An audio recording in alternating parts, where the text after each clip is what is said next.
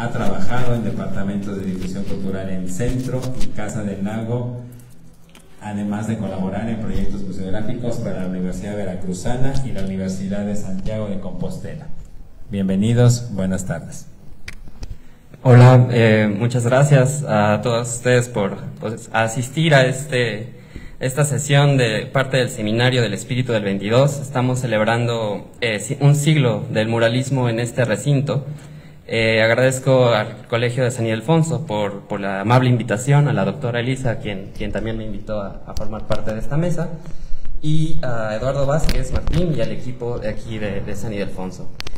Con ello, pues vamos a dar inicio para platicar un poco acerca de este mural, a veces poco conocido de Alba de la Canal, pero de grandes cualidades artísticas y cualidades técnicas, lo cual vamos a explorar un poquito en esta sesión. Nos acompaña la doctora Elisa Rashkin. Elisa, una gran amiga, investigadora y pues yo soy gran admirador de todo su trabajo. Es investigadora en el Centro de Estudios de la Cultura y la Comunicación de la Universidad Veracruzana, doctora en Estudios de la Comunicación y miembro del Sistema Nacional de Investigadores. Es también autora de libros como Atanasio de Vázquez, fotógrafo de la posrevolución en Veracruz, Mujeres cineastas en México, El otro cine y La aventura estridentista, historia cultural de una vanguardia. Además, ha publicado artículos y capítulos sobre temas referentes al cine, a la fotografía, a la literatura e historia cultural mexicana e internacional. También coordinó con Esther Hernández Palacios Luz Rebelde, Mujeres y Producción Cultural en México, postrevolucionario. Actualmente dirige Balajú, una revista de cultura y comunicación de la Universidad Veracruzana. Bueno, pues con esta breve introducción comenzamos con Elisa. Muchas gracias. Buenas tardes. ¿Sí se oye aquí?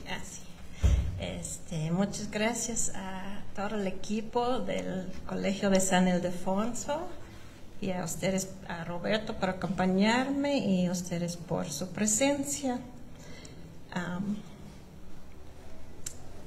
Tengo una breve introducción que explica un poco de por qué estoy tan nerviosa el día de hoy estando en ese gran recinto, museo. Les comparto que siendo estadounidense por nacimiento y por formación no soy historiadora de arte, sino estudiosa de la comunicación y en particular el cine. Mi contacto con el muralismo fue un principio un poco azaroso. Como todo mundo, vi fotos de murales en libros sobre México, ocupados para ilustrar temas históricos y culturales, y posteriormente me tocó trabajar con el uso brillante que hizo de ellas la realizadora del cine chicana, Silvia Morales, que en su documental Chicana, de 1979, emplea detalles seleccionados de murales, principalmente de Rivera, Orozco y Siqueiros, para narrar historias de las mujeres en México y las mexicano-americanas o chicanas en Estados Unidos. Temas que no están en las obras como tal, pero que él manejó para hacer que las imágenes hablaran de otra manera. Morales trabajó desde reproducciones en libros, y yo también, hasta por fin, visité a la Ciudad de México a inicio de la década de los 90, en compañía de mi padre y su esposa. Mi padre, siendo ya admirador de múltiples aspectos de la cultura e historia mexicanas, ejemplo que seguí con creciente entusiasmo. El chiste es que después de seguir un rato la ruta de Zapata en el sur, andamos en el centro histórico de esta ciudad cuando vimos en un edificio de gran antigüedad una puerta entreabierta y entramos. El vestíbulo estaba oscuro, polvoso y estaba siendo ocupado como bodega para andamios y no sé qué herramientas de construcción o mantenimiento, pero vimos que en las paredes había murales. Uno de colores fuertes con una virgen morena rodeada de gente y enfrente con otra paleta de colores unos sujetos bajando una cruz desde un barco europeo para implantarla en las tierras también pobladas de gente de variados aspectos. Logramos ver que estas obras fueron firmadas con hoz y martillo y quedamos impresionados tanto por las obras como por el estado de abandono en que se encontraron en ese momento. Por fortuna, fue poco tiempo después que se rehabilitó el edificio como el museo del antiguo Colegio de San Ildefonso, este hermoso lugar que conocemos hoy bajo el manejo compartido de la UNAM y el gobierno. Ver los murales o cualquier pintura en vivo es muy distinto que verlos en libros. Y tanto para el público como para investigadores, tener acceso a los lugares es imprescindible. Comparto esto porque para mí la oportunidad de compartir hoy un poco de lo que he estudiado en torno a Ramón Alba de la Canal en el temprano muralismo moderno significa no solo un honor y logro profesional, sino también parte de un proceso personal de largo aliento que me da mucha alegría y satisfacción. Espero que les guste y que la charla contribuya a la apreciación de este pintor poco conocido y también este recinto tan especial. Y vamos a lo que voy a hacer es leer el texto para resaltar algunos aspectos en torno al gran pintor Alba de la Canal, y después Roberto va a presentar unos comentarios que ha preparado también sobre la obra en particular, el mural que está aquí abajo, y pues después podemos tener tiempo para un diálogo.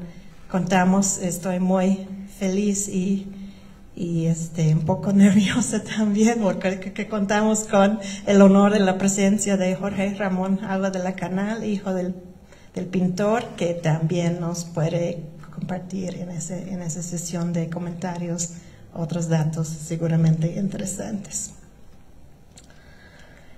Por otra parte, quiero reconocer que este ciclo de conferencias en torno al centenario del 22 coincide con un agitado momento en la vida académica y cultural en el país y en el mundo. En las universidades se lucha contra el acoso y la violencia de género. En la sociedad procuramos encontrar salidas de las condiciones violentas que nos apresan desde hace tiempo, los altos indicios de feminicidio, de juvenicidio y de inseguridad en general de todo tipo. Reconocemos que salir de la crisis requiere cambios profundos, además de económicos o políticos, también sociales, culturales y hasta psicológicos. La historia oficial se cuestiona y eso se nota en el aula, también en los museos. Hablar de muralismo hoy en día significa darle otros matices. No se puede, o por lo menos rechazo la factibilidad de hacerlo, reproducir las narrativas canónicas del arte nacional, en que los muralistas son tres grandes, son los tres grandes, son hombres y son quienes representan la patria. No solo en determinadas paredes, sino en su difusión masiva en libros de texto, libros de otro índole, pósters, discurso turístico, en fin, una infinidad de reflejos que durante décadas han sido presentados como fiel imagen de la historia hecha pintura, la historia patria reducido a dos dimensiones y un universo pequeño de significados sumamente excluyente. En este sentido, considero que es de celebrar que en este seminario conmemorando los 100 años del muralismo, que toma como punto de partida el proyecto realizado en la Escuela Preparatoria Nacional, que se haya promovido la difusión de perspectivas múltiples y que se haya destacado la diversidad. Pues ninguna de las personas que estamos aquí presentando como tiene la verdad completa sobre esa situación, de esas historias, ¿no? Todos tenemos nuestros intereses particulares, nuestras ópticas, ¿no? Y en destacando lo que vamos a ver hoy, no se trata de revisionismo, sino de autenticidad. Porque hablar de San Ildefonso es hablar de un muralismo en su etapa experimental, bueno, en una etapa experimental, una gran aventura, protagonizada por jóvenes inquietos y rebeldes, ávidos de expandir su conocimiento de la pintura más allá de lo que habían aprendido en las clases de la Academia San Carlos, y al mismo tiempo acostumbrados más a la revuelta que a la paz, debido a que habían vivido casi todas sus vidas en condiciones de revolución. Tal es el caso del artista que nos concierne hoy, autor del mural El desembarco de los españoles y la cruz plantada en tierras nuevas. También piedra angular de la aventura estridentista, del grupo 3030 y otros fenómenos culturales del siglo XX que abordaremos aquí, expandiendo la temática de la charla precisamente en ese sentido. Y ahora veo si manejo esto. Es este, el botón. Ah, sí, bueno, así con botón. Perdón. Expandimos la temática de la charla precisamente en este sentido. Ramón Alba de la Caldal, el muralismo y la llegada de las vanguardias a tierras mexicanas. Del puñado de jóvenes que participaron en el proyecto del 22, quizás Alba de la Canal es el menos conocido, a pesar de la amplia circulación de ciertas obras suyas, como El Café de Nadie o Misión Cultural. Estos dos cuadros de óleo, especialmente el primero, han sido empleados para ilustrar numerosos impresos relacionados con el estridentismo y el proyecto educativo vasconcelista respectivamente. Aquí solo una muestra de algunas de las muchas publicaciones que han tomado El Café de Nadie como portada, y sugiero que si alguien va a sacar más libros en ese sentido, quizás podemos buscar otras obras de Alba o de otros artistas, porque ya se empiezan a confundir las obras a través de esa portada, ¿no? Incluyendo mi libro está ahí. Pero la ausencia, o sea, en contraste con esa proliferación de portadas, la ausencia del artista de la historiografía del arte mexicano es una omisión persistente. Estuvimos hablando de eso precisamente antes de la charla. Por ejemplo, Anita Brenner en Ídolos tras los altares, su clásica obra sobre arte mexicano popular y moderno, escrita en la segunda mitad de los años 20, o sea, desde el contexto donde todo eso estaba tomando lugar. Anita Brenner menciona a Alba como el más distinguido de los artistas que se juntaron con Manuel Maples Arce para fomentar la revolución artística en el estado de Veracruz. Sin embargo, se equivoca el nombre y entonces queda así un poco presente pero ausente don Alba de la Canal de esa historia, ¿no? De manera similar, en su capítulo que dedica a los estridentistas, en su libro Mexican Maze, el escritor estadounidense Carlton Beals, también aquí conociendo todas las figuras de ese momento y muy metido en la escena, él habla sobre Panchito Chapopote de Javier Icaza, cuyos grabados de Alba son elemento imprescindible, pero Beals no aborda el aspecto visual del relato. Como agudo observador de la escena mexicana, él también habla de muralismo como vanguardia, pero ahí solamente a través de Diego Rivera y de José Clemente Orozco. Y ese enfoque de los tempranos años 30 iba a perdurar en muchos estudios posteriores dentro y fuera de México. El propio Manuel Maples Arce, en un artículo que publicó en Zigzag en abril de 1921, justo antes del estridentismo, a pesar de arrojar mucha luz sobre la emergente generación de pintores, solo pudo comentar que para él la labor de Alba me es enteramente desconocida. La colaboración cercana entre Maples Arce y Alba de la Canal, tan fructífera durante el periodo más consolidado del estridentismo, en la segunda mitad de la década, no arrancaría hasta un poco después de la conclusión del proyecto mural. Ellos se conocieron en 1923 a través de su amigo mutuo Fermín Revueltas, y Alba se sumó a las reuniones en el Café de Nadie, que retrataría múltiples veces en su obra. Sin embargo, en esos primeros años, quienes son más protagónicos en la plástica estridentista aquí en la Ciudad de México son Revueltas y Charlot, ya que ellos participan en la revista Irradiador, y en el caso de Charlot, en libros como Esquina de Germán Listarzubide y Urbe de Maples Arce.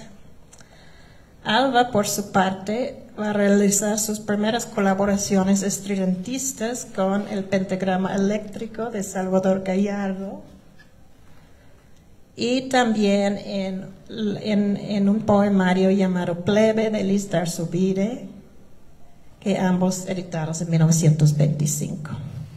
Luego, con el traslado de Maples Arce y Listar Subire a Jalapa y el nombramiento del primero como secretario de gobierno a principios del 26, nuestro protagonista, junto con Leopoldo Méndez, los alcanzarían para volverse luego pilares del movimiento desde el campo visual.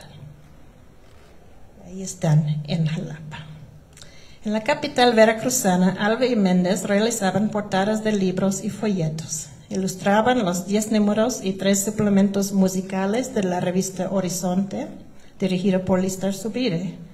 Practicaban el grabado con pedazos de linóleo reciclado y ofrecían clases particulares en la calle de Clavijero, en el centro de la ciudad, a escasos pasos de la catedral y los edificios del gobierno. Vamos a ver un poco de esa obra. El edificio del estridentismo, el trabajador. Bueno, está ya desarrollando ese. Hay un sinfín de imágenes de que toman el tema de la ciudad, de los trabajadores, de la revolución, del entorno incluso natural y más. De estación de radio para Estridentópolis. Y aquí las portadas de Horizonte, pues empieza a partir del entorno veracruzano, pero visto desde una óptica vanguardista moderna. Una de las figuras emblemáticas, ¿no? Pues tenía gran facilidad, bueno, vamos a ver más adelante la gran facilidad que tiene con las figuras de los retratos. Y pues los temas de militancia y política social. Y bueno, a finales de esa época, él ilustra, como ya dije, a Pachito Chapapote de Javier Icaza, que es trabajo veracruzano, aunque finalmente va a ser publicado en la Ciudad de México en el 28, y que miran los grabados. Hay una edición facsimilar de la Universidad Veracruzana de esta obra, es magnífico realmente. Las figuras de la cultura popular en el puerto, en la Huasteca, los políticos, los conflictos. Aquí hay Panchito Chapapote dispara a la luna, y ahí en París están deslumbrados viendo ese acto vanguardista ahí en la costa de Veracruz. Y bueno, la cultura popular veracruzana y el tío Sam viendo con mucho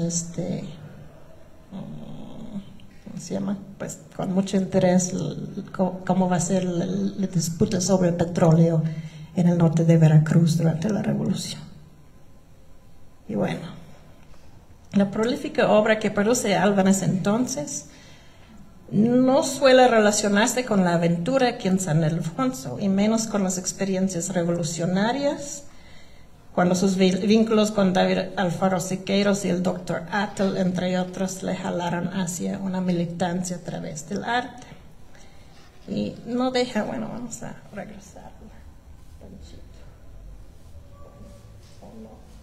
Bueno, quedamos ahí, en Michoacán ya, pero bueno, pues sí, okay.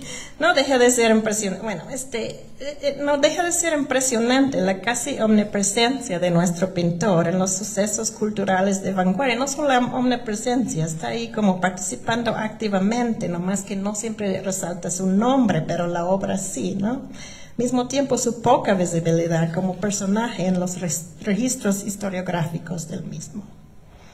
Bueno, y en rastreando los datos, pues hemos topado con eso, eso va a ser continuo en la historiografía a lo largo del siglo. En los años 80, justo cuando la historia del estridentismo yacía ignorada por la crítica y la del muralismo parecía haber sido casi sepultado por las nuevas tendencias postnacionalistas, ya les hablé de cómo era de bodega hacia donde están los dos murales que estamos viendo hoy, aparecieron un par de insumos que ayudaron a remediar el vacío en torno a Alva de la Canal en la documentación del arte mexicano. Cuando el pintor ya veterano ingrese como miembro de número de la Academia Mexicana de Artes en el 81, es Ida Rodríguez Pampolini que pronuncia el discurso ceremonial. Y la investigadora señala facetas sobresalientes de la obra del ahora académico y confirma su trascendencia en múltiples esferas del quehacer artístico. Refiriendo al temprano siglo XX, ella dice, puede afirmarse que no hay actividad importante de las que conforman el arte nacional en la que no esté presente el trabajo creador y la pasión desinteresada y generosa del maestro de la Canal. De manera similar, el estudioso francés Serge Vachereau destaca la brillante aportación que Alva hizo al estridentismo y lamenta que su nombre prácticamente no se oiga fuera de un debate, bueno, ya creo que rebasado, sobre si fue Alva o fue Charlotte que primero rescató la técnica del fresco en los murales en la preparatoria. Vachereau comentó la dificultad de acceder a la producción artística de Alva, quien pasó gran parte de su vida en la docencia y la ilustración, a pesar de seguir productiva toda su vida, habiendo estado en proyectos tan monumentales como el de Son Ildefonso, y en el 34 el interior del monumento a José María Morelos en la isla de Janitzio, Michoacán, lugar donde también hizo dibujos inspirados en el entorno y los habitantes del lugar, como vemos aquí, muy bonitos, por cierto. Finalmente, en 1992, el poeta veracruzano Librado Basilio publicó una biografía que nos permite conocer un poco mejor su trayectoria vital y profesional. Aún así, pues todavía nos falta un estudio, un libro más amplio y más, que cubre toda la trayectoria. Puede ser muy interesante, pero Basilio destaca, por ejemplo, la influencia que había de tener en el joven Ramón su inmersión en el incipiente medio cinematográfico, ya que la familia, su padre Ramón, Álvaro Mano y sus primos Salvador, Guillermo, Carlos y Eduardo, representados genéricamente en las historias del cine mexicano como los hermanos Alva, eran entre los primeros en filmar y proyectar películas en el país. Y de hecho, él mismo trabajó en las salas de cine como proyeccionista y ayudante de su padre, así como revisor de películas y administrador de cine centenario en Coyoacán. Quizás su hijo nos puede hablar más adelante un poco más de esa época que a mí me da mucha curiosidad.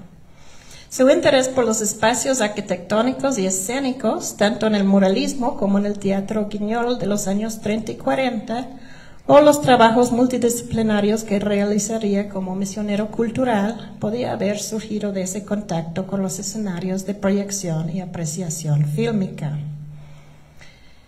Entrando a la Academia de San Carlos, Alva presenció la huelga estudiantil de 1911 y en medio de la agitación revolucionaria asimiló el oficio artístico.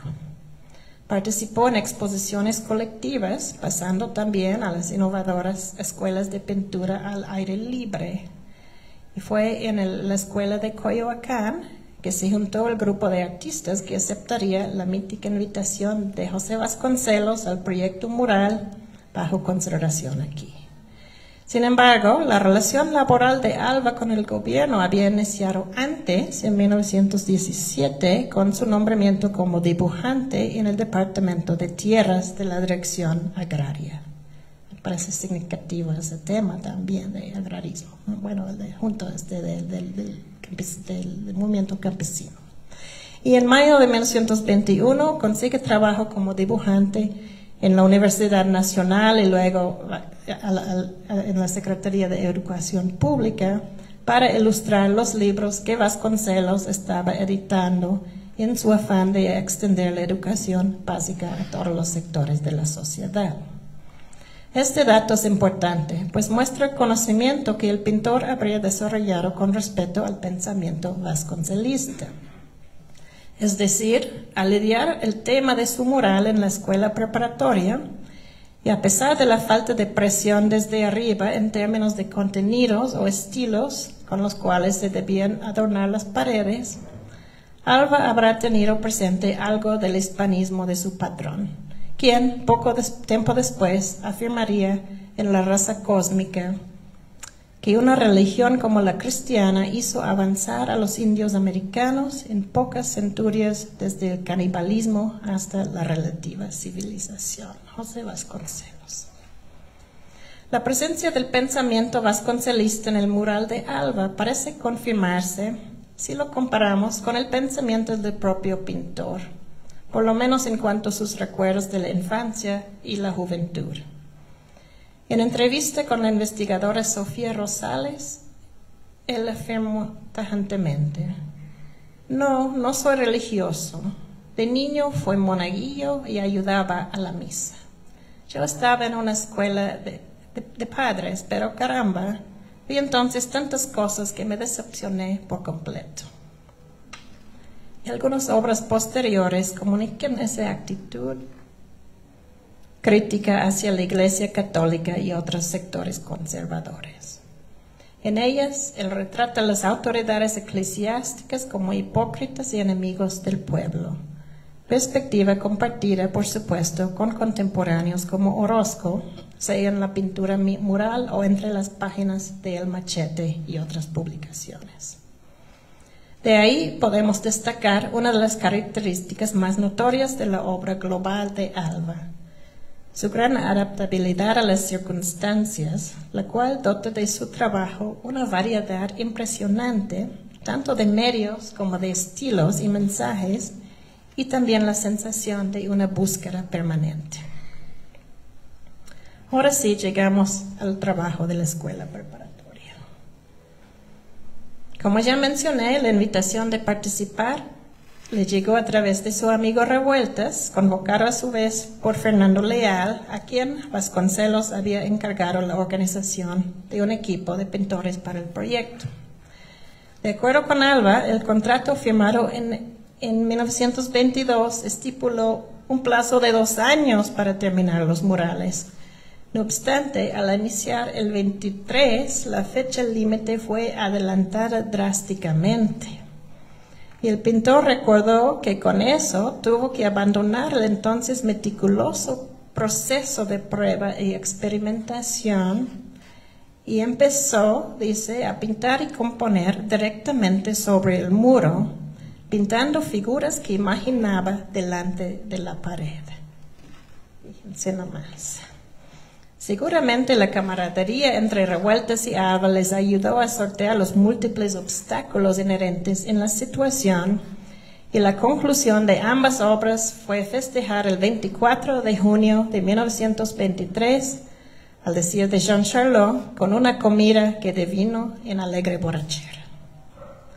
El muro que pintó Alva le presentó numerosos retos, los mismos que enfrentó su colega Revueltas en la pared opuesta, ambos llegando a sus propias soluciones. En primer lugar, lo estrecho del espacio que exige del público espectador ciertas maniobras corporales para poder apreciar la obra en su totalidad.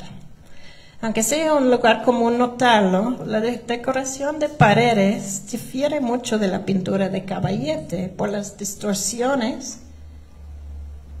que pueden ocurrir si no se toma en cuenta el punto de vista de quien mira la obra desde el piso con la opción de moverse físicamente en el espacio. Por eso vale la pena señalar lo bien logrado que son las proporciones, tanto las figuras humanas que ocupan casi 2/3 de la superficie, como el fondo que se extiende hacia un cielo proyectado más allá del arco que enmarca el trabajo.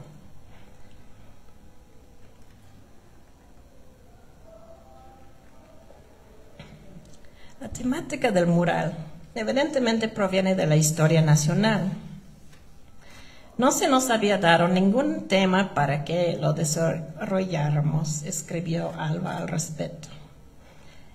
Esto nos habría facilitado el camino. Por fin decidimos ejecutar 2 temas sobre la conquista de los españoles. Escogí la implantación de la cruz sobre la primitiva religión azteca. Y bueno, volviendo a la idea de que si estamos viendo esas obras desde otra perspectiva actual, nuestras ópticas hoy en día, pues es claro que pues, conceptos como conquista y primitiva nos pueden provocar cierto desasosiego, incluso rechazo desde nuestra perspectiva ahora más compleja, pluralista y intercultural.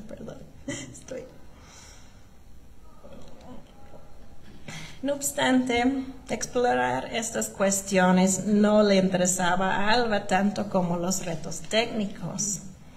Y en particular, él tenía que aprender a trabajar el fresco.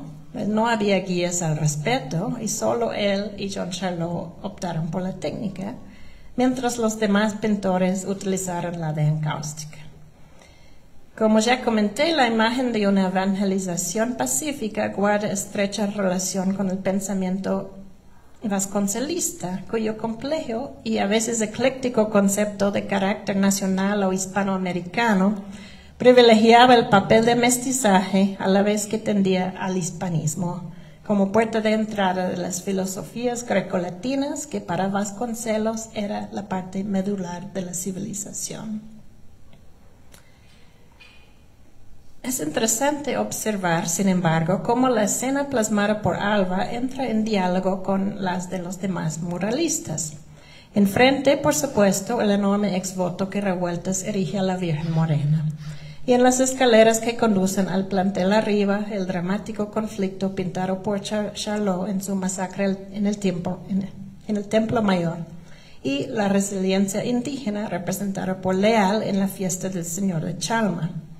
El conjunto de obras, así como las que Orozco pintará un poco después, como su magistral Cortés y la Malinche, sugieren una visión múltiple y dialéctica en torno al nacimiento de la nación, a partir de lo que algunas personas han visto como un encuentro de 2 mundos, pero que para otros se trata de una invasión con desenlace genocida.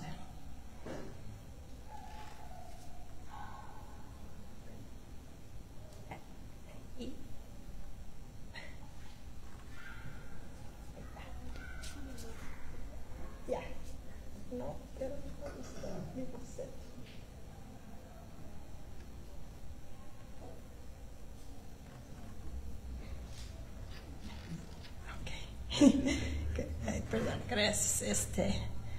Vamos a ver ese boceto que generosamente me compartió Roberto.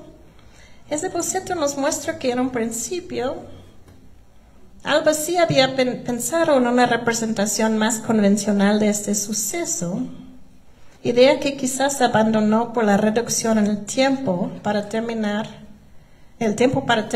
que como ya mencioné, le obligó a abordar un estilo de composición más libre. Él habla de como que tenía que llenar cierto espacio que no había contemplado al principio y empezó a pintar las figuras, y entonces eso, pues toda esa parte que vemos de la representación como una llegada como militar de los españoles desaparece del mural final, y qué felicidad, porque sale muy bonito, ¿no? Y muy equilibrado de otros términos, ¿no? En el mural final, Alva ya no narra un hecho histórico, sino que compone en torno de él, partiendo de sus propias intuiciones, asociadas con forma y color más que detalle explicativo. En las figuras humanas, el color de los ojos, los cabellos. Bueno, te voy a andar diciendo que pasará. Siguiente, por favor. Sí, ok. Los cabellos y otros aspectos de su fisionomía parecen denotar su ser indígena o español, pero sin mayor especificidad. La presencia del barco, el pendón y el propio acto de implantar la cruz aluden a un momento de contacto temprano. el desembarco mismo de las fuerzas de Cortés en las tierras indígenas de la futura nación. Sin embargo, la presencia mayoritaria de mujeres, las actitudes de estas en conversación entre sí más que atentas a un discurso, la sencillez de la indumentaria y la falta de herramientas de guerra u otros atributos identitarios, como vimos, pues él estaba pensando en eso en un principio y ya lo descartó, ¿no? Eso nos hace pensar que se trata de una idea de la religiosidad como fenómeno que a lo largo del tiempo se devendrá en el imaginario cultural mestizo y además asociado con la esfera femenina. Qué interesante, ¿verdad? Más que alegórica, se puede interpretar como una representación conceptual, influida por otras tradiciones pictóricas en que aparecen conjuntos de personas realizando actividades varias y no necesariamente relacionado con el acto primordial de ocupación y evangelización. En el plano visual, el elemento dominante es la cruz, que ocupa el centro de la composición. Siguiente. Uniendo los sectores superior y inferior y a la vez dividiendo la obra en dos, con una bifurcación no vertical, sino diagonal. El ángulo de la cruz, cargada por 2 hombres y una mujer, encuentra eco en la representación del barco y sus velas, que parecen estar en movimiento. Esta solución aborda gran dinamismo al mural, como también lo hace el juego de colores. El saturado azul del cielo, que también invoca al mar, se reflejan algunas prendas que portan las figuras, en contraste con los tonos ocre, rojizo y verde grisáceo, que se relacionan con la tierra y con la paleta de colores ocupadas para las iglesias y otras estructuras coloniales. En este sentido, a pesar del imaginario generalizado de muralismo como proyecto didáctico que debe comunicar algo o instruir a su audiencia, son formas y colores que predominan sobre cualquier mensaje histórico narrativo. Y bueno, Roberto va a hablar un poco más de esa obra. Es interesante notar que en las obras que podemos considerar como anticlericales o críticas de la religión, ¿no? Alba emplea elementos de composición similares. Siguiente. Por ejemplo, en la cuestión religiosa en Veracruz, portada de un folleto publicado en 1926, un musculoso obrero detiene las manos de una persona fuera del espacio de la composición, cuyo rosario indica que es miembro del clero. Además del rosario, las manos están soltando monedas, el dinero robado del pueblo y ahora en proceso de recuperación gracias a la lucha social.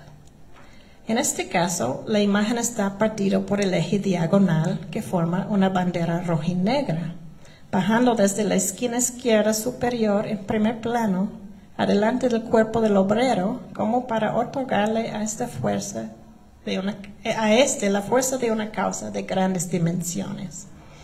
Y al lado derecho, unos cubos que sugieren casas, colocadas de manera encimada y caótica, dan la idea de un contexto dinámico, similar al barco del mural con su ángulo inclinado y las velas activadas por el viento. Aunque estas 2 obras representan puntos de vista muy distintos en torno a la religión católica y la actuación de sus representantes en tierras mexicanas, también nos permiten ver algunos constantes en el trabajo de Alba. El dinamismo logrado a través de diagonales, contrastes, formas geométricas, muchas veces amontonadas o inclinadas, para ampliar el movimiento interno de la imagen. Este dinamismo se aumenta de manera exponencial en las obras asociadas con el estridentismo, como la portada del movimiento estridentista de Germán Listarzubiri. Siguiente.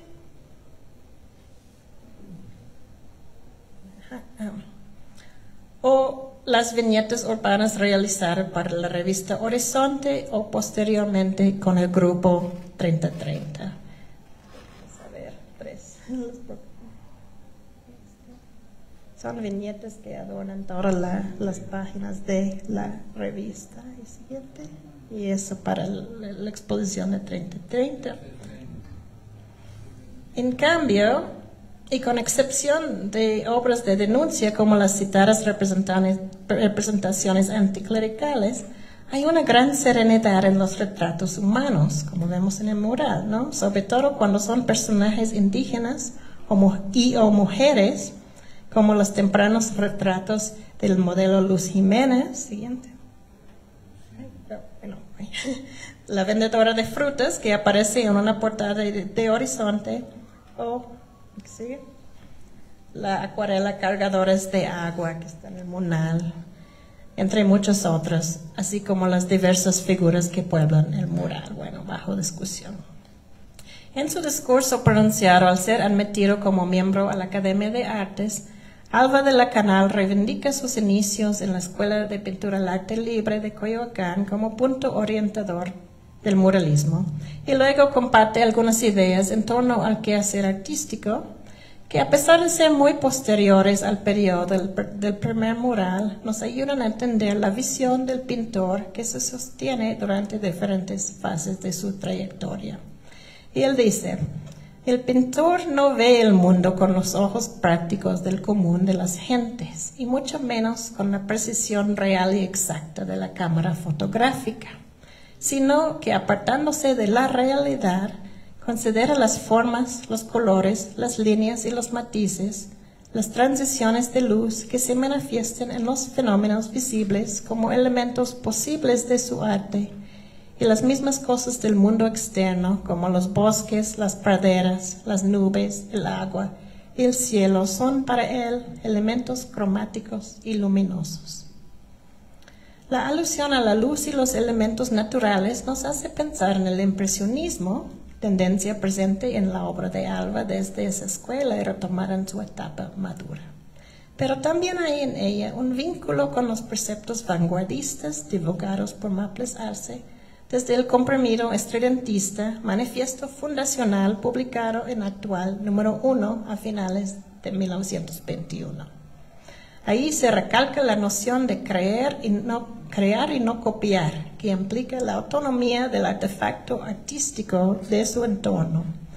En la poesía estridentista esto iba a conllevar al uso de metáforas elaboradas a partir de percepciones de la realidad, pero que no se pueden dar una interpretación literal debido a que su existencia primordial está en el lenguaje. De la misma manera, la plástica de Alba de la Canal se avala de construcciones históricas sin quedar plenamente en ellas. Libre del flamante tipo de personalidad que le hubiera hecho una figura notoria al estilo de Rivera o Revueltas, quizás, Ramón era constante en la expresión de una conciencia crítica y la participación en las numerosas batallas culturales que conllevó a la revolución a lo largo de los años 20, 30 e incluso en años posteriores. A través de formas y colores, de composiciones oscilando entre lo templado y lo provocador, podemos decir que su arte trasciende los contextos circunstanciales y permanece aún vital, una versión personal y de destacar, de admirar, de compromiso social y artístico del arte mexicano aquí en el mítico año 1922. Siguiente y gracias.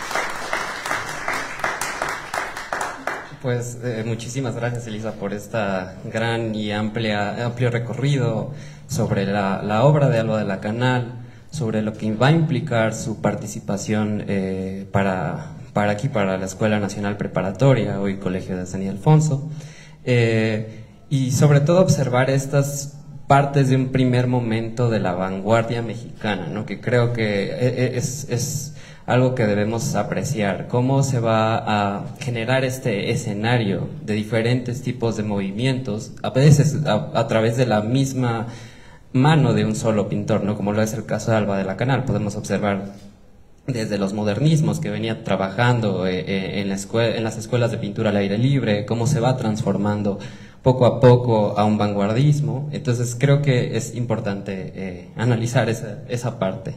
Voy a hablarles yo un poquitín sobre el mural. Espero no ser reiterativo en algunos puntos que ya mencionó Elisa, pero bueno, creo que al hablar sobre el mural, cabe destacar algunos otros elementos.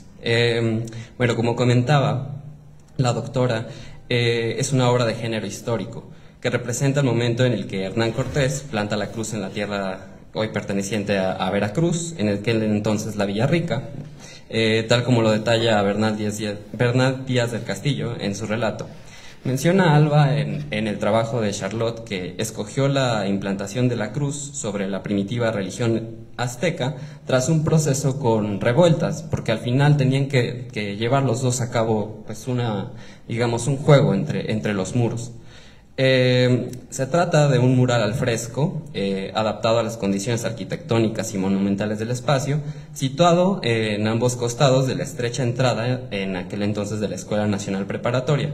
Los muros sobre los que fueron pintados estos murales tienen compuertas que conducían a la entonces biblioteca, donde va a estar situado el mural de Alba, y el salón de actos, que es donde va a estar el de revueltas. Ambos trabajan juntos para resolver, como decía, problemas formales relacionados con la perspectiva, particularmente desafiante dado el tamaño y las dimensiones de los muros. Una extensión algo considerable bajo un arco de medio punto, significativamente por encima del nivel de los ojos. Bueno, hay como muchas polémicas con respecto, como decía bien Elisa, a la técnica de quién fue el primero que la rescata, pero bueno, es una técnica al fresco que yo reduciría como una labor de investigación en conjunto por parte de estos jóvenes artistas que recurren a libros de Pacheco, de Palomino, de Vivert, en La Science de la Peinture, como se menciona en el relato de Charlotte, y de Cenino Cennini en el libro del arte, para conocer, pues, evidentemente, los procesos. Serían solo Alba y Jean Charlotte los que van a implementar esta técnica, como comentó Carmen Tostado hace unas sesiones. Y bueno, se relata en un principio que pidieron ayuda a Rivera y a Carlos Mérida, entonces aquel ayudante de Rivera. Pero el consejo no fue muy útil, según lo describe, o más bien un intento por desorientarlos, yo definiría, por parte de Rivera. Por lo que optaron por cubrir las paredes con papel manila y comenzar a dibujar los proyectos directamente sobre la pared. Sobre la escena, ¿podemos pasar a la siguiente, por favor? Bueno, ahí está una imagen de los pintores y el grupo estudiantista en Jalapa. La siguiente. ¿Perdón? Son los estudiantistas. Ajá, el grupo de... Bueno, el grupo de los estudiantistas, muy bien. El boceto que ya veíamos hace ratito, ¿podemos pasar a la siguiente, por favor? Gracias. Sobre la escena, se trata de una composición en aspa. Yo ahí un poco difiero de lo que hace ratito nos mostraba un poquito Elisa. Creo que es una composición en aspa porque es algo que va a replicar Alba en otras composiciones de grabados. También se ve en Ciudad Infantil este tipo de composiciones, muy frecuente en Alba de la Canal. Y donde se sitúan centralmente dos hombres colocando la cruz, mientras la mujer abraza por la parte de la base con un rostro claramente agotado.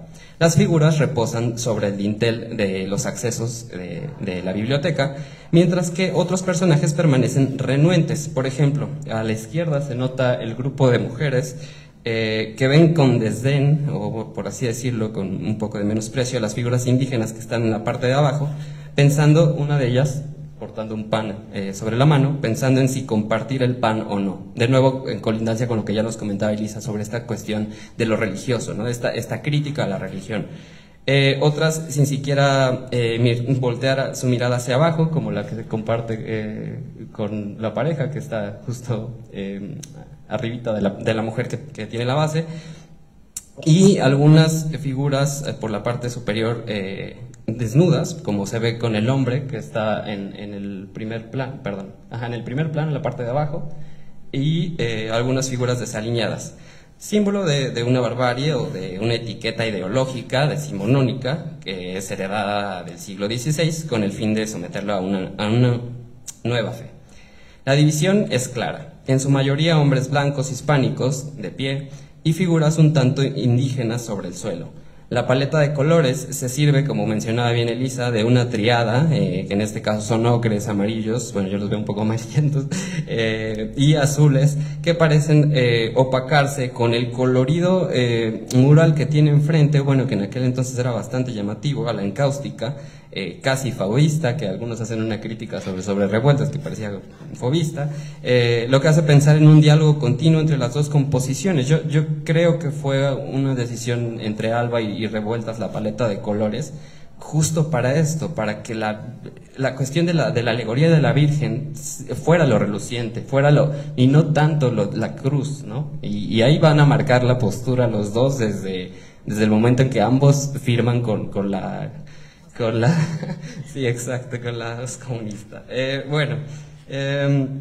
Como menciona Tatiana Flores, el mural es bastante oscuro y es difícil buscar alguna conclusión definitiva acerca de las identidades étnicas de los personajes en la escena. Muchos de estos personajes se encuentran estáticos, meditando el momento de implantación de la cruz. Para esta autora, esta pasividad de las figuras femeninas, como también lo apuntaba Elisa hace un momento, es traducida como un reflejo de fe.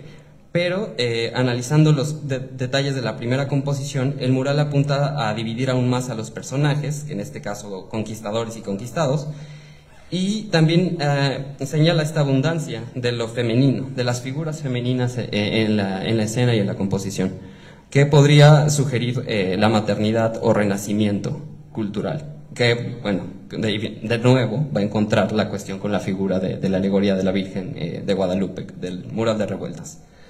La composición de Alba de la Canal emplea un uso más convencional de la perspectiva, tanto en su estructura general como en la interpretación de las figuras. Luminosas manchas de color que dan al mural el efecto de brillar desde dentro, revelando su formación como pintor impresionista.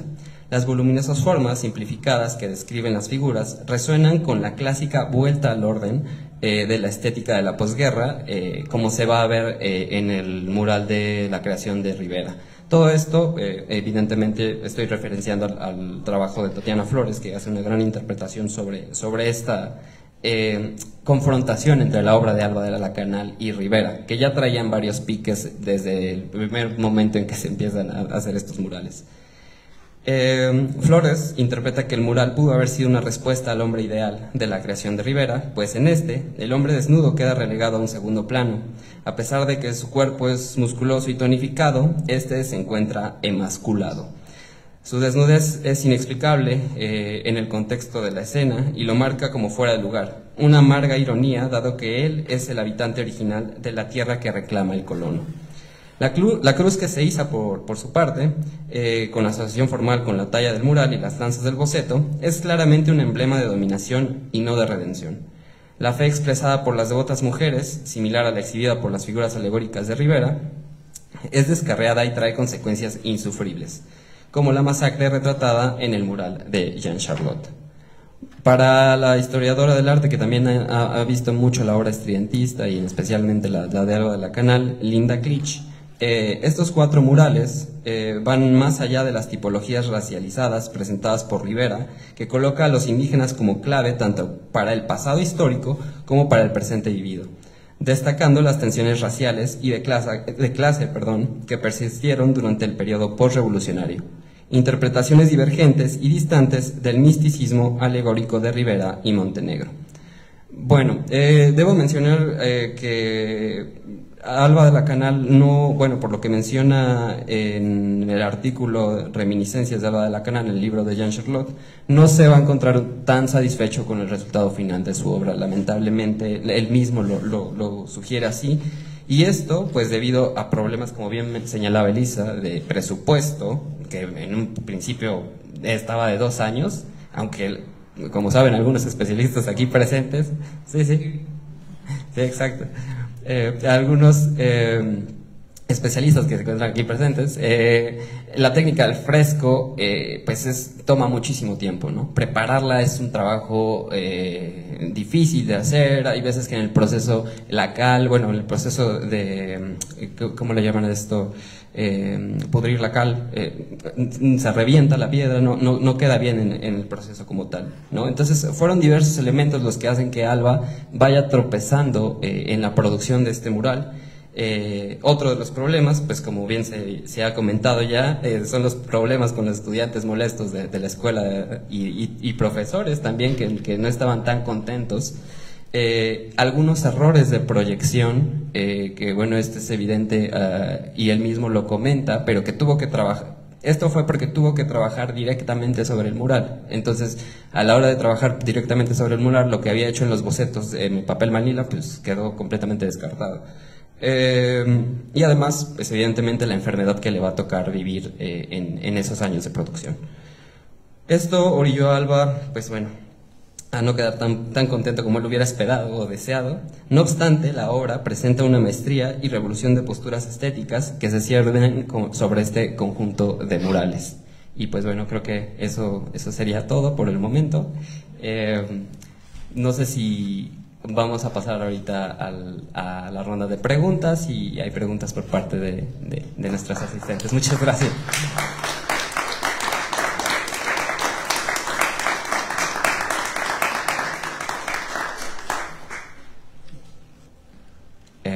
Bueno, ¿hay preguntas? Ah, sí. Bueno, yo quería nada más hacer patente. Listo, muchas gracias. Yo solamente quería hacer patente que en el proyecto original mi papá había planteado poner caballos. O sea, el problema es de que le dieron menos tiempo para terminar el mural, y entonces tuvo que pintar las figuras usando el blanco de San Juan que menciona en su carta a Charlotte, y pintando casi como acuarela, sí, el mural, y prescindiendo de los caballos y prescindiendo de muchas figuras. Entonces, ahora este mural y el de Charlotte y el de Revueltas era hacer una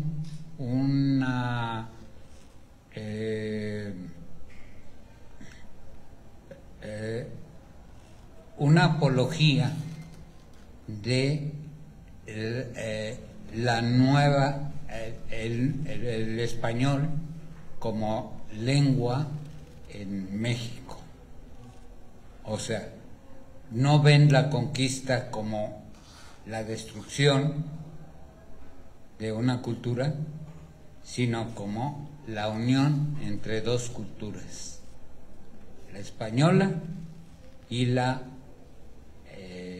nativa. No puedo decir azteca porque no había solo aztecas, había mayas, había otomís, etcétera. Entonces es la primera transformación de México en el México que hoy conocemos, no como algunos políticos quieren dividirnos en transformaciones y antes de hacer algo que no sea destruir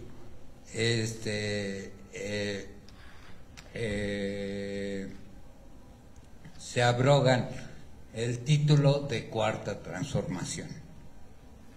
Eso es todo. Muchísimas gracias. Creo que por allá atrás también teníamos algún comentario. Sí. Bueno, felicitarlos a ambos, muchas gracias. Le deja a uno mucho que pensar.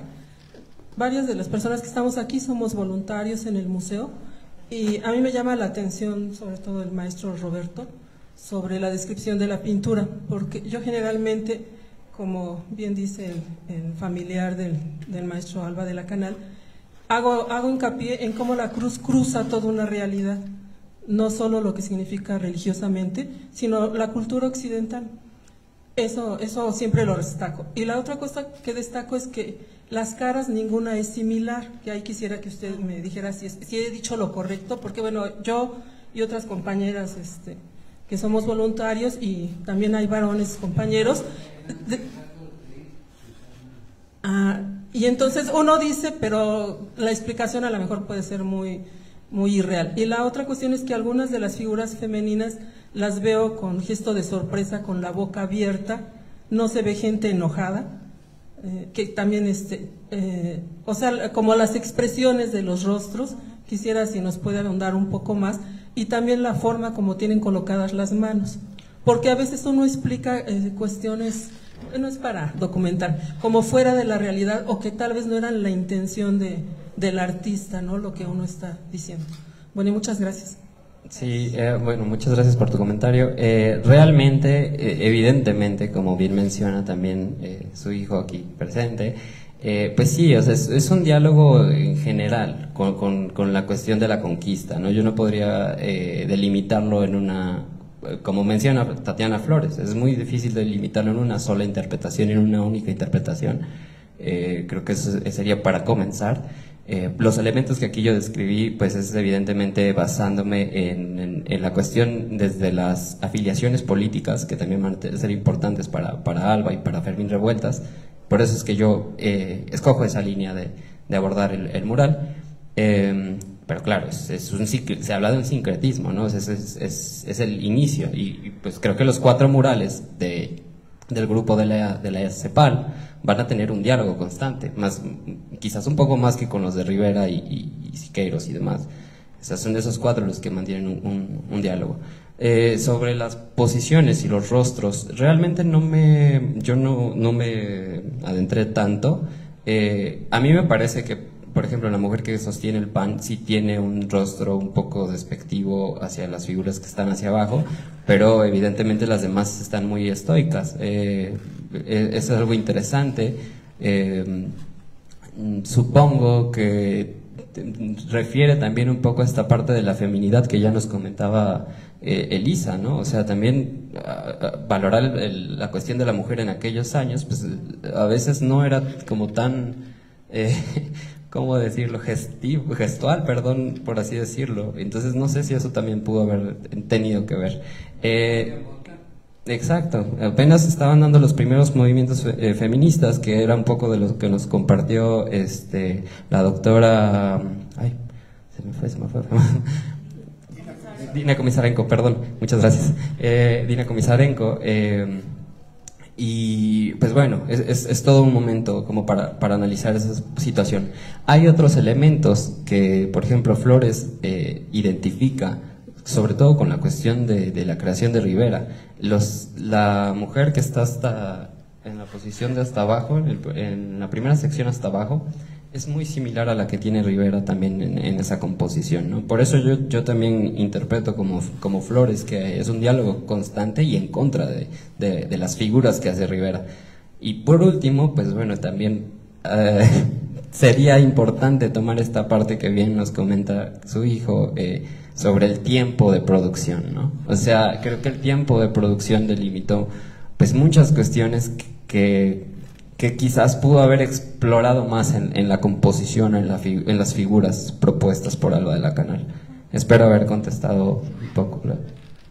Sí, aunque esa cuestión del tiempo para mí como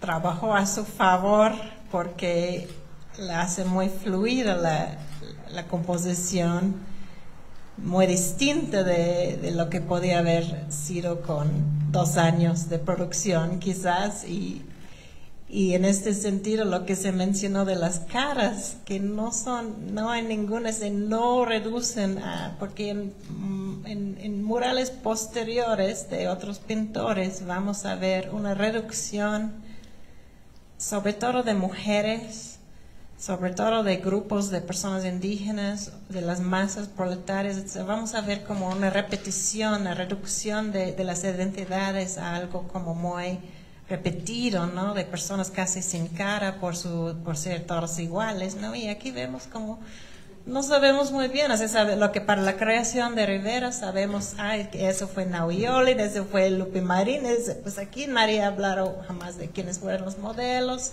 de que quería esos gestos de que si es despectivo, si es tristeza, si es que pues eso es interpretación nuestra, obviamente, pero creo que el pintor podía hacer esto como con una libertad que a mí me hace hacer en los meses que andamos como concentrados en pues que podemos más sentir ante ese mural que tan poca atención ha recibido en comparación con nosotros aquí de ese edificio, pues a mí me gusta cada vez más, la verdad. Entonces, a veces los problemas se convierten en virtudes.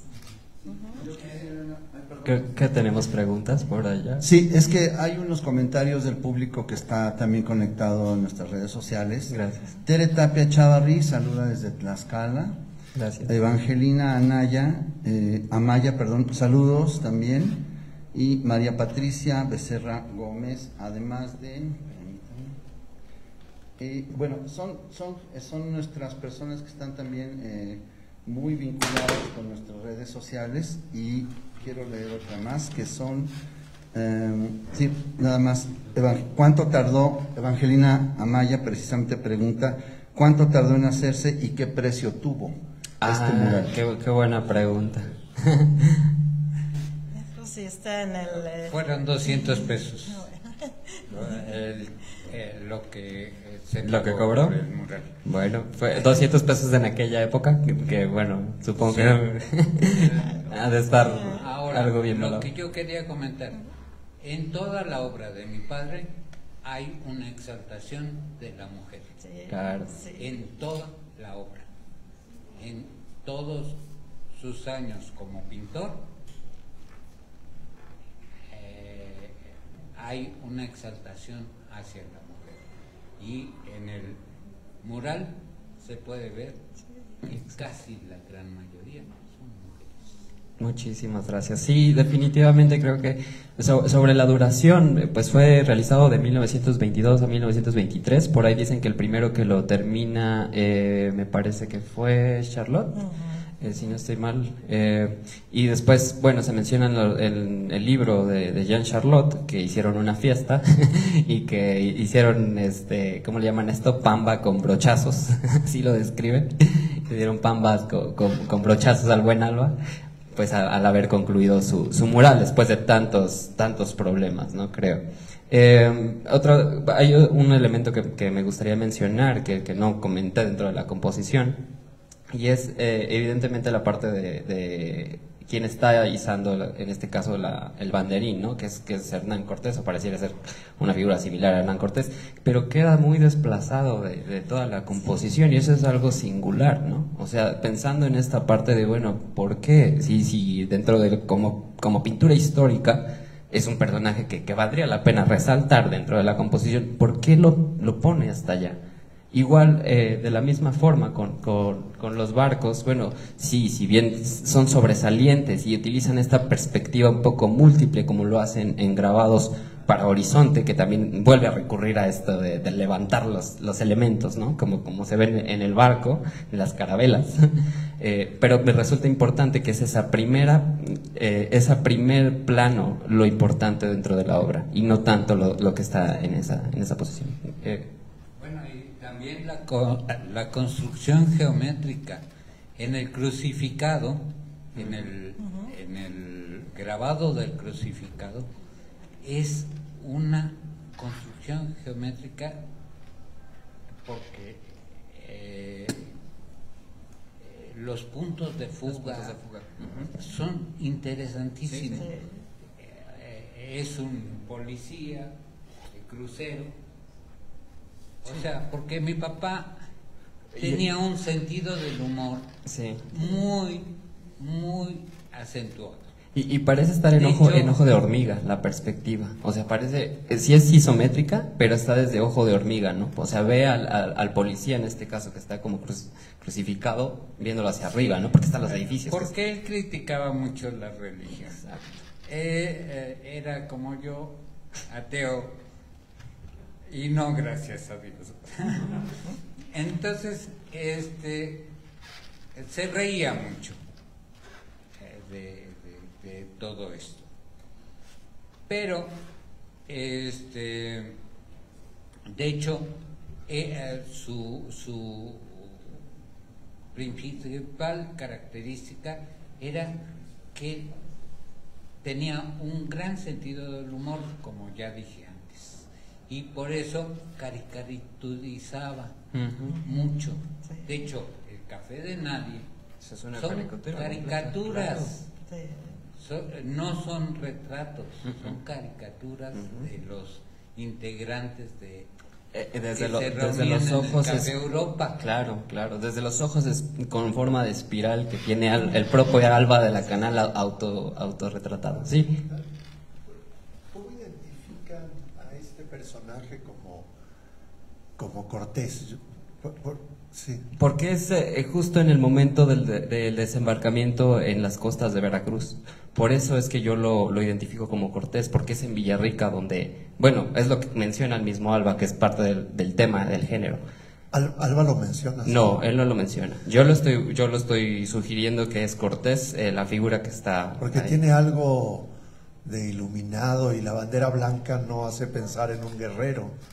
No, claro, o sea, pues podríamos pensar que necesitaría estar iconográficamente representado quizás como lo están otros murales, ¿no? Pero yo creo que por la forma en la que tiene el banderín, la parte de arriba, ¿cómo le llaman a esto? Como un pico, como para cruzar a alguien, por eso creo que es Cortés. No, y no una figura religiosa como lo podría ser Cristo o alguien así, quien no iconográficamente pues no se reconocería con algo que cruzara, ¿no?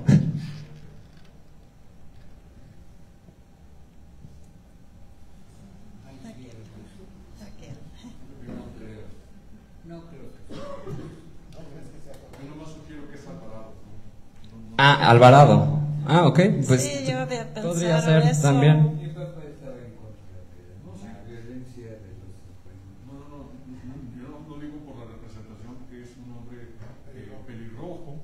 Ah, Sí, claro, sí. Y ese rasgo, pues, digamos, lo hace muy representativo, quizá de la maldad, si quieres verlo, pero está en una colocación menor, como ustedes ya reinterpretaron. O sea, al final de cuentas, no tiene todas estas composiciones tan militares, pero sí hay, digamos, un arquetipo más racialmente identificable con Alvarado. Claro, podría ser, sí, definitivamente.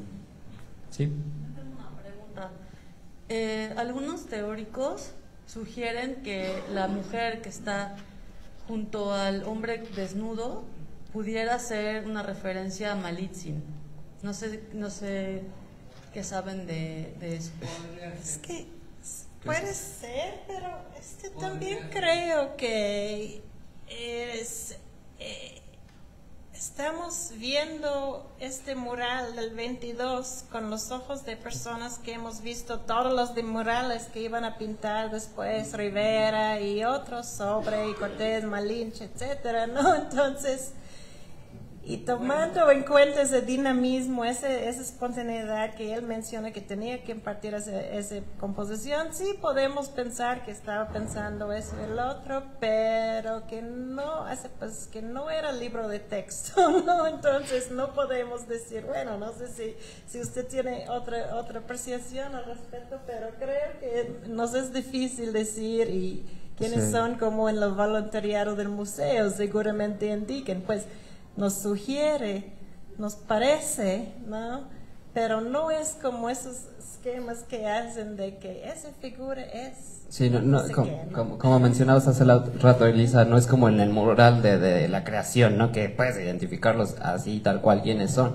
Creo que también otra parte es que historiográficamente es un mural poco estudiado. O sea, es reciente su investigación. Realmente, salvo Elisa, salvo Linda Clich, salvo Tatiana Flores, se han metido de lleno a estudiar este mural. Entonces, pues, es muy reciente como para que podamos generar también ese tipo de interpretaciones sobre la obra. No sé si hay... Ah, Jorge. Bueno, sí puede ser la Malinche. Sí puede ser la Malinche. Mi papá tenía una cierta admiración por la Malinche. No o sea, por comentarios que él hacía. Bueno, habrá que Entonces, registrar todo eso para poder lograr un buen análisis. Porque fue verdaderamente una mujer inteligente. Sí, sí. Una mujer que era su lengua original era maya, pero ella hablaba náhuatl y entonces hacía y aprende el español. Era trilingüe la mujer. Entonces se le critica porque fue la intérprete entre los españoles y Moctezuma, y Orozco la pinta como una mulata, porque el mural donde está Cortés y la Malinche, esa no es una indígena, es una mulata. Entonces los nativos de América no eran mal parecidos, o sea, y menos eran mulatos. Ahora, a mi papá en alguna ocasión le preguntaron que por qué no había pintado la revolución nunca, o había ensalzado a la revolución, porque él nace en el seno de una familia porfirista, y en la época de la revolución le toca la escena trágica, no claro, podían salir a la calle. Exacto. ¿Por qué? Porque cualquier asaltante, cualquier asesino se decía revolucionario, se metían en las casas, violaban a las mujeres, y era una época muy difícil. Por eso mi padre nunca pintó la revolución, pintó a las Adelitas, porque vuelvo a lo que dije antes, para mi padre la figura de la mujer fue primordial en toda su obra. Muchas gracias. Bueno, no sé si tengamos otras preguntas por parte del público. Frecuentemente el público ya ve las preguntas, ¿no? Frecuentemente nos preguntan la edad porque, por ejemplo, con Diego Rivera ya traía toda una historia como pintor, unas experiencias, diferentes motivaciones ya muy recreadas, estudiadas por él. Pero a mí me parece que este pintor era un pintor muy joven y de producto, como nos está explicando el maestro y ustedes, con historia de vida muy diferente tal vez a los otros. Entonces, si nos pudieran abordar, ¿qué edad? Yo tenía entendido que tenía alrededor de 25 años. Exactamente, más o menos. Aproximadamente debe tener esa edad porque era el mayor del grupo de pintores de la EPAL. Eso es 20 y tantos.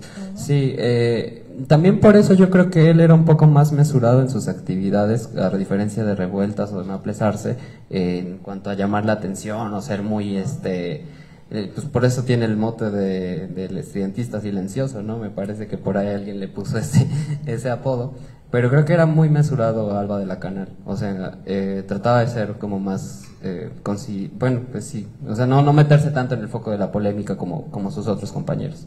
No sé, Lisa, si tú... Sí, sin embargo, él está ahí como silenciosamente metiendo la subversión, porque cuando después del estrellatismo surge el movimiento 30-30, es él que, pues los jóvenes pintores dicen que quieren un órgano, ahora sí es de pintores, ¿no? De las escuelas de pintura al aire libre, y es él que dice, pues recordando que todo lo que había hecho en Jalapa en el estrellatismo, dice, pues que debe ser de combate, entonces vamos a ponerle 30-30, para alguien que no quería pintar la revolución, pero participa en otra revolución, la artística. Sí, claro, no, y es que él lo ve desde los ojos de la posrevolución, no de la revolución, exacto. Sí. Y todo ese trabajo se va a ver en Horizonte, ¿no? Yo creo que pues también un poco pedido por el corte editorial de la publicación, pero hay elementos ahí que... Es que el estridentismo implicaba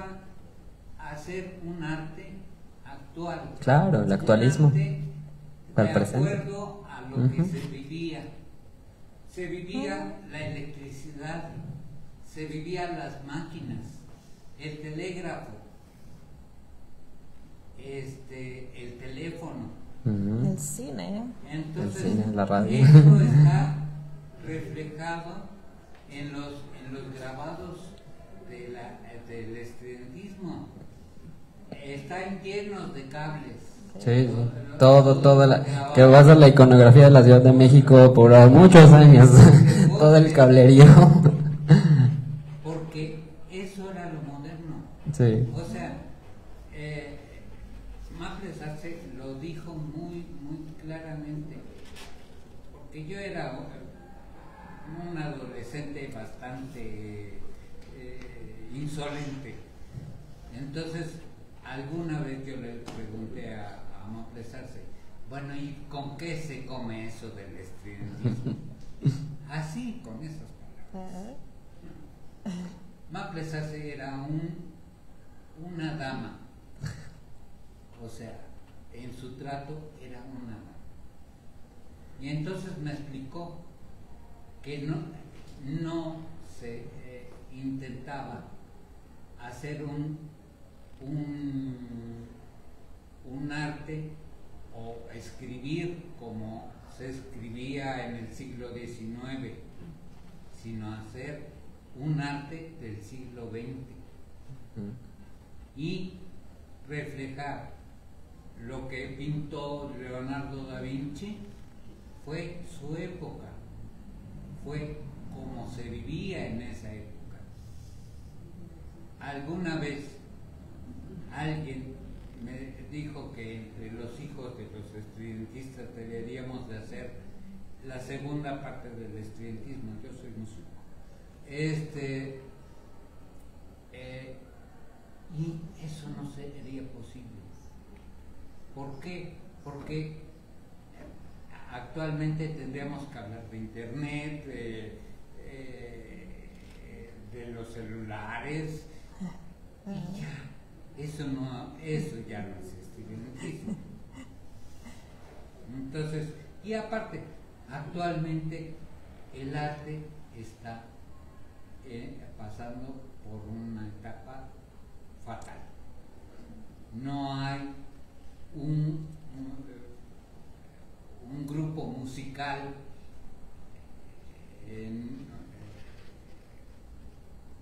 entre los jóvenes que represente a su generación, como sí representó en mi generación los Rolling Stones, los Beatles, etcétera, etcétera. En cuestión del arte, ¿qué pintor hay actualmente que diga uy, este es el bueno? Pues eso será materia de otras conversaciones.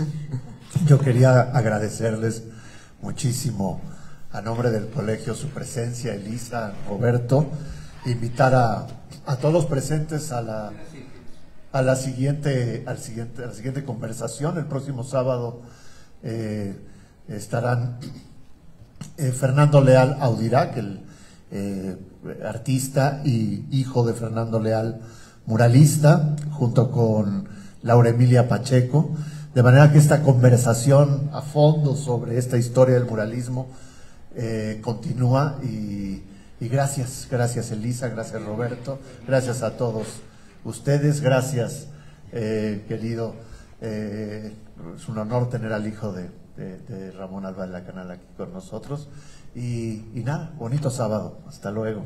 Gracias.